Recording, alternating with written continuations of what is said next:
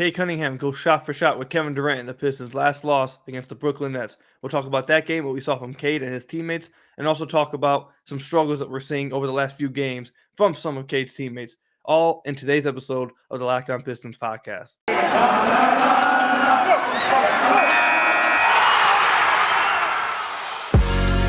You are Locked On Pistons, your daily Detroit Pistons podcast, part of the Locked On Podcast Network, your team every day. What's the deal? Welcome back to another episode of the Locked On Pistons podcast. I'm your host, per usual, Kuka Hill. You can find me over on Twitter at Kuka Hill. I want to thank you guys for making Locked On Pistons your first listen of every single day. We are free and available on all your podcast platforms. You can also find us over on YouTube. If you haven't went over to YouTube and supported the channel yet, make sure you go support the podcast. Hit that subscribe button over there. We really appreciate it. We're trying to get to 1,000 subscribers by the end of the year. So once again, go check out the YouTube channel if you haven't already. I want to apologize for not getting a podcast out Monday morning. I'm sure you guys could probably hear it a little bit in my throat. If you're watching this on YouTube, you could probably see it a little bit. I am extremely sick. I do not have COVID. I did get tested. I don't have COVID. I am vaccinated. So thankful for that. But really bad allergies. I'm assuming my throat is absolutely killing me. But yeah, I had to get you guys an episode. I originally tweeted out from the Locked On Pistons channel that I wasn't going to get an episode up today, but I started to feel a little bit better. I can get some sentences out without coughing and falling apart. So I was like, you know what, let's go ahead and try to do this episode and get them one, and hopefully I start feeling better. But yeah, that's why we didn't have an episode Monday. I apologize for that. Hopefully I start feeling better moving forward. You guys don't have to deal with this raspy voice. But yeah, anyways, let's talk about what we saw from Cade Cunningham and the rest of the team on Friday night. So I went to the game against the Brooklyn Nets. First of all, absolutely fun game. We're going to talk about the environment and the atmosphere of the game soon. But I just want to say, an absolutely fun game. Cade Cunningham put on an absolute show. He did struggle from the field, and he's struggling from the field throughout the season right now. So if you go look at his percentages right now, he's shooting 23% from the field, 14% from deep. He is shooting 93% from the free throw line, getting there 3.5 times a game. But he's struggling overall from the deep, not from deep, from the field. My apologies. But if you watch the games, you should come away encouraged either way. You know that once he gets his legs back, he's going to be good. He's going to be straight. Everything's going to be all right. But just watching him, the way he handles himself, the way he's getting the shots he wants, like he's creating the space and taking these jumpers with confidence. Once he gets his legs back, these are all going to start dropping much more efficiently.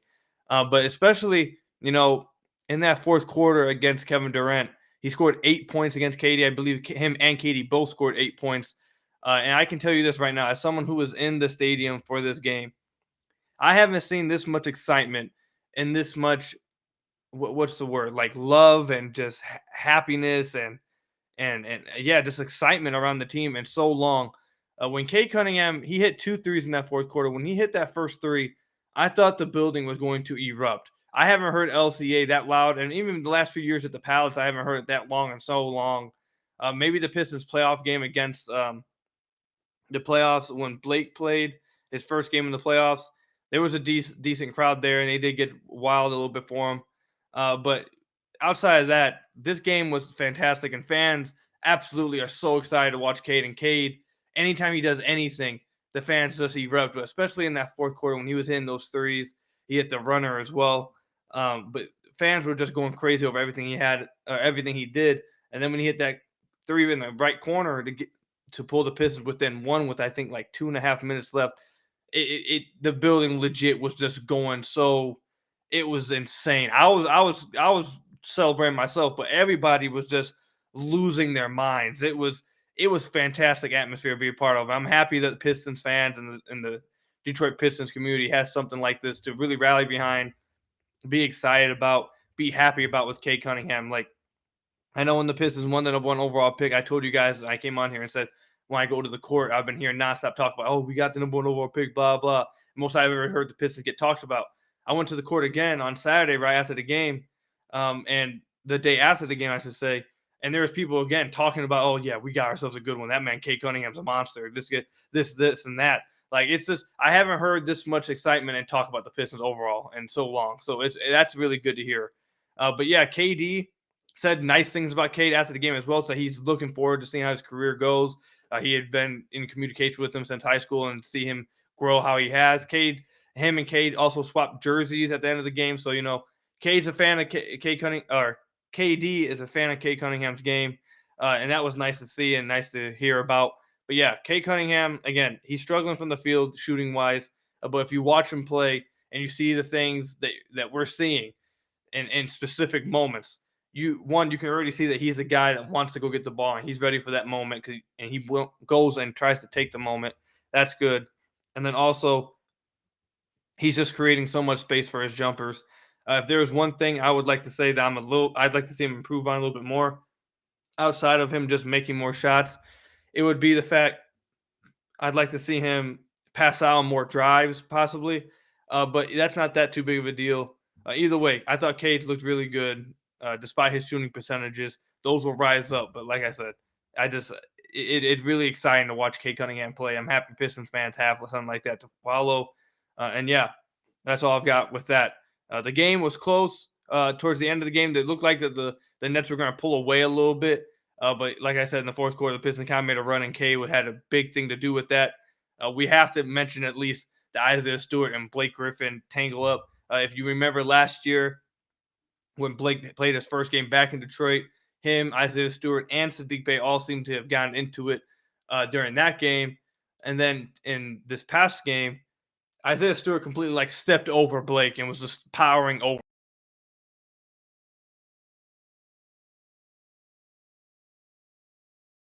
I don't really know why it led to that, but it is what it is. Isaiah Stewart is a very physical player, and Blake's one of those players, as you guys know from watching him for a few years. He's definitely one of those guys who sells contact, sells everything, is a bit of an actor on the court.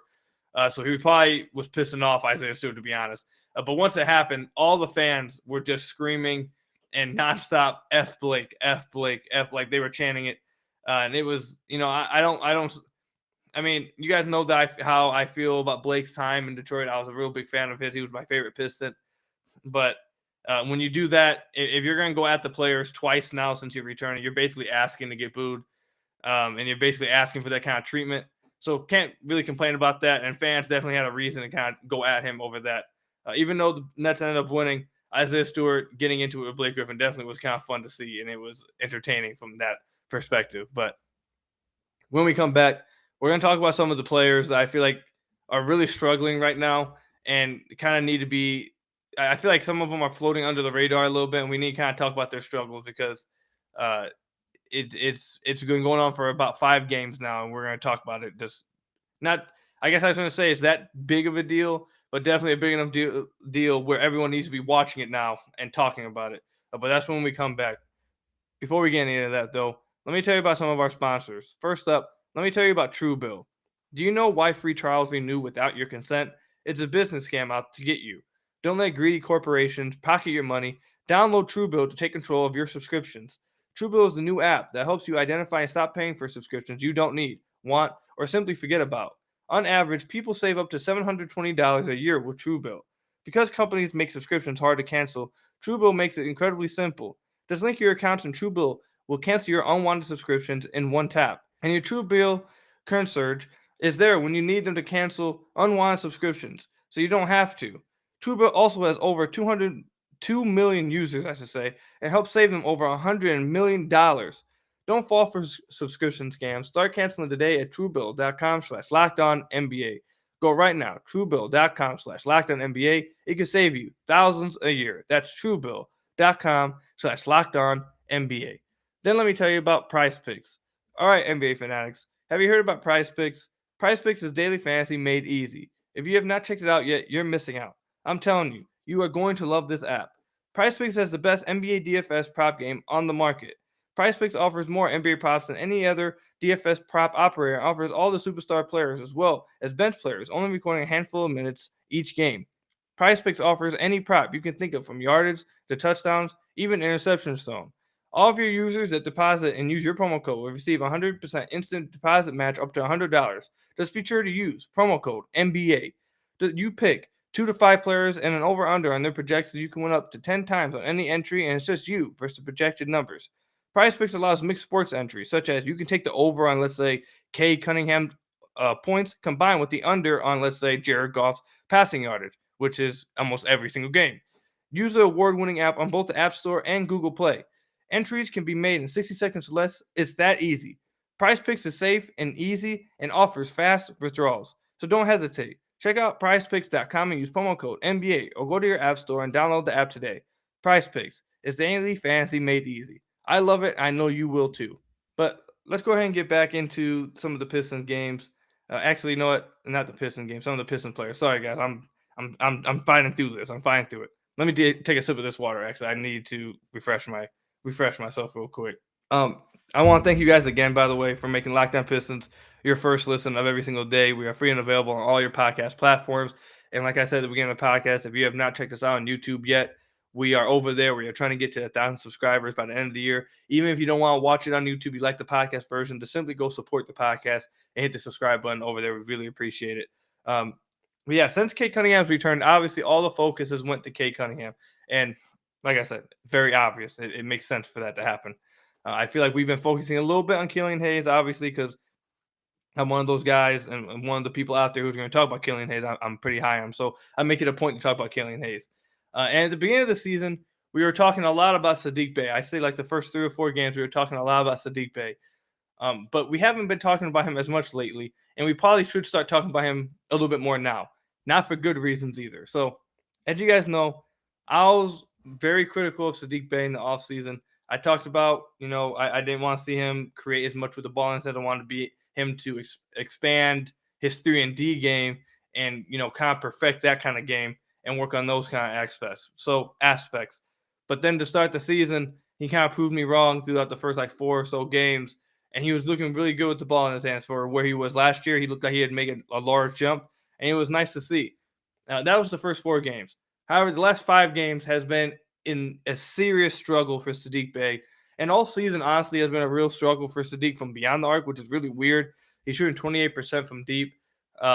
We talked about this a few podcasts ago, I think. But the Pistons desperately need that 40% catch and shoot guy. Like, yes, do they want to see Saddiq develop his game and develop other things around his game? Yes, they do.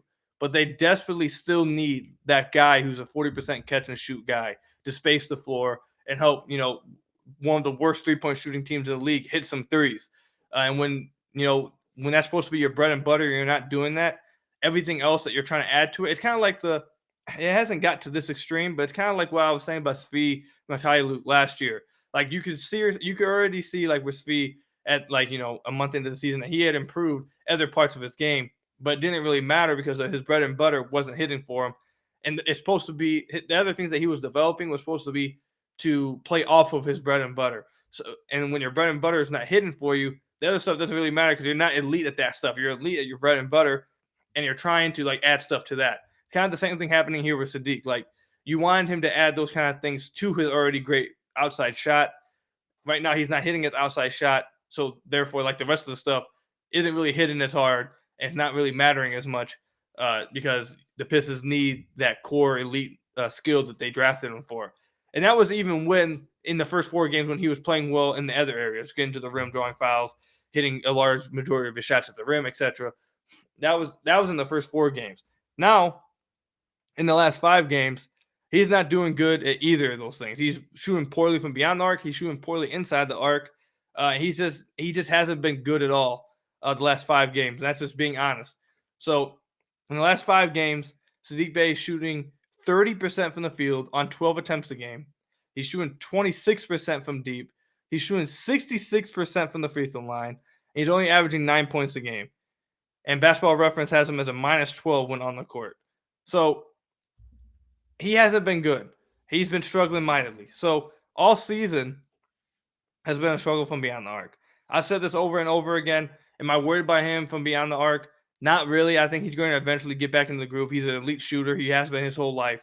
It's not going to be something. I really don't think that's something that you should be concerned about long-term wise. I think he's just in a slump right now like the majority of the Pistons team is. They're just in a slump. He'll eventually crack out of that. But the rest of the game, I told you guys this at the beginning of the season when everyone was saying, "Koo, admit you were wrong." And I admitted I was wrong. I was hoping to be wrong. If he was going to continue to play that well, I would be happy to sit here and say that I'm wrong and Saddiq Bey has proven himself right and me wrong. However, I said That's something that we need to watch for the rest of the season. 4 games is not large enough sample size to really say it's completely better, completely all there, etc. And it's something we need to watch as the games play out. And as the games have played out, ever since the Pistons' 4th game, Saddiq Bey has been just. I don't want to say just like I don't want to get like demonstrative with it, but he's just been really, really bad. The I'll say the one thing that he has shown that is like a legit improvement, even with his shooting struggles, is that I've said this I think a few podcasts ago last week that he's been better playmaking wise. He's making easy passes when it's there. Like when he runs the pick and roll and he has an easy drop off to a guy, he'll make that pass. If he's running a pick and roll and the big man converts to him, he'll make the easy pass to Isaiah Stewart or whoever's rolling with him. So he's been making those easy passes. That's something I feel like has actually been a legit improvement by him. And I feel like every now and then he gets into this, but I don't feel like he's forcing the issue as much as he did towards the end of last season, second half of last season, even in the summer league. I don't feel like he's demanding the ball and really forcing it as much. He does it every now and then, but definitely I think he's made a step forward in that department. But as far as just making shots from inside the arc, he's looked worse and worse as the seasons went on. He looked really good to start the season, but as the seasons went on, he's looking worse and worse and worse. So it's going to be something to watch to see if it's something he's going to be able to get back to playing well and start hitting those shots inside the arc. But like I said, he's shooting 30% from the field. That's not good at all. 26% from deep. The Pistons desperately need. I'm going to keep hammering this point home. The Pistons desperately need him to get back up to towards 40% from deep. This team is in just searching for for anybody to hit some shots from beyond the arc. And they desperately need their best 3-point shooters to start hitting shots. And Saddiq Bey is supposed to be their best 3-point shooter, and he's just not doing that right now. So, in my opinion, do I really care about the inside the arc stuff? I mean, if they're going to keep doing it, yeah, I do care about it. But I care more about him getting his 3-point shot back up because the team needs it. I think it's critical for him. It's critical for players like Cade Cunningham and Killian Hayes. And it's critical for the Pistons to have success. If Saddiq was hitting around 40% of his threes, I'm assuming the Pistons probably have won at least 2 or 3 games. Because that's how badly they've needed outside shooting and how close they've been in some games without that 3-point shooting. So they desperately need that. As far as the other stuff, it's going to be a year-long process. There's going to be bumps in the road. There's going to be ups. There's going to be downs. Saddiq Bey, just like any other player, like we talked about with Killian at the beginning of the season, has to push through a wall. You're going to have struggles. You're going to have highs, all those things. So right now, Saddiq's in the middle of a down slope right now. He's hitting a wall. Will he fight through it? We'll see throughout the next few weeks. We'll be watching for that. That's something I'm going to be watching for very closely because going from around, going around 47, 48% from the field to shooting straight down the next 5 games at 30% is really bad. And he's shooting 66% from the free throw line. He's not really getting to the free throw line, but still, that's not good either. But yeah, Saddiq needs to play better, and there's going to be something we need to watch for. When we come back, we'll also talk about some other players that need to play better, that have struggled as of late, and we'll continue some of the conversation we were having on last week's podcast on Friday about Jeremy Grant. But before we get into any of that, let me tell you about another one of our sponsors, RockAuto.com. If you ever need a part for your car, head to the store, go through a ton of confusing questioning just from one of the workers to tell you that they don't have the parts that you're looking for. I know I have. That's why you should avoid all these problems and rock with another one of our sponsors, RockAuto.com. Buy whatever part you're looking for on your computer or in your hand on your phone by using RockAuto.com. Don't worry about having to create an account or making a membership. Just head over to RockAuto.com and start shopping. RockAuto.com always offers the lowest and most reliable prices. Head over to RockAuto.com right now and see all the parts available for your car or truck. Right locked on in their How Did You Hear About Us box so they know that we sent you. Amazing selection, reliably low prices, all the parts your car will ever need. RockAuto.com. So, again, I want to thank you guys for making Locked On Pistons your first listen of every single day. We are free and available on all your podcast platforms. And if you haven't already, go check us out on YouTube. Support the podcast. Hit the subscribe button. Even if you don't want to watch it over on YouTube, just go support us over there. We'd really appreciate it. We're trying to get to 1,000 subscribers by the end of the year. So go help us out over there if you haven't already. I'd really appreciate it. And also, I forgot to tell you guys this at the beginning of the podcast. I'm trying to fight through this sickness. And I completely forgot to tell you guys this. But today's episode is brought to you by Rock Auto. Amazing selection, reliably low prices, all the parts your car will ever need. Visit rockauto.com and tell them Rocked On sent you. So let's go ahead and talk about Jeremy Grant as well. We just got done talking about Saddiq Bey. and his struggles. And Jeremy Grant also had a really bad game against the Brooklyn Nets. He shot 0 of 9 from the field. Um, he just didn't look very good on the floor at all. And it's something that Jeremy has been very up and down throughout the majority of this season. The game before against the Philadelphia 76ers, before the Brooklyn Nets, he had 27 points and 11-22 shooting. He played really well that game, and then comes out against Brooklyn on the second end of a back-to-back and just plays really, really bad. The second end of a back-to-back obviously has something to do with, I guess, some players usually struggle on the second end of back-to-back. But still, Jeremy's been very up and down throughout this season. And there's something like we talked about last week. There were some times in the end of the Brooklyn game where it was very clear that the Pistons were moving towards Cade Cunningham being their closer. And you guys remember last week I said that that's something that they needed to do very quickly and would be best for the team, because I just don't think Jeremy is that guy. And he's proven that he's just not that good with the ball in his hands at those type of moments, with pressure on him and doubles coming to him, extra attention from defenses. And you saw that in the last game against Brooklyn. I believe I saw James Edwards, the third of the Athletic, tweet out that Cade Cunningham had a usage rate of 38% in that fourth quarter. And that was good for the Pistons. It kept them in the game. Cade played well in that fourth quarter. He answered the call. And Jeremy Grant, obviously he's not going to shoot 0 of 9 from the field every game. He's going to hit shots, obviously. Jeremy's a good player. But I just wanted to point out that I thought that was a good move by the Pistons to, I'm sure at some points this season, throughout the year, and, not every game of Cade Cunningham's career, he's going to have the ball in his hands every single time. It's not, every player doesn't have the ball in his hands every single time at the end of the game. That's not what I'm saying. But I hope that this game is a sign for the future that the Pistons are slowly but surely going to start committing to Cade as their closer and start using Jeremy Grant as more of an off-ball guy, get him moving, and stop asking so much of him at the end of games with the ball in his hands, because I think he really does struggle at those points. And as we saw against Brooklyn, they looked much better with Cade having the ball in his hands. And if Jeremy or Saddiq or anybody really hits any shots, the Pistons could have stolen one against Brooklyn, because James Harden was really struggling. I know you guys saw that brain fart he had, by the way, where he just let Jeremy. Why do I keep saying Jeremy? He just let Saddiq Bey come and take the ball after it went past the half court line. He was just walking, and Saddiq Bey just came up, ran, took it, dunked it, and James Harden just looked like he just didn't even know what was going on. He didn't even look like he knew he was in an NBA game at that point. And also, if you're watching James Harden throughout the season, he looks to be really, really struggling with these new rules about the free throws and the fouls. So, I would say that James, you should probably stop hunting for free throws all the time and just play damn basketball. I'm so happy they did this with the rules. Watching guys constantly hunt for shots, or not shots, but constantly hunt for fouls and hook guys' arms and just flop and all this stuff. It was so bad to watch. It was really I was really getting sick of watching it. It was terrible. So seeing him completely cut down on it, even if it means swallowing the whistle or a few foul calls, I think it's good for the game. And players like James Harden, who are great players, need to just stop trying to take the easy way out and try to fish for fouls and just, go for the easy shot. Just actually try to score the ball instead of trying to get to the free throw line. It's just, I'm really happy every single time I see James Harden get called for offensive foul for hooking a guy. A smile pops up on my face. But anyways, we're getting off topic a little bit. But yeah, I'm happy the Pistons converted to Cade as their closeout guy in the last game. I hope that's something they do moving forward.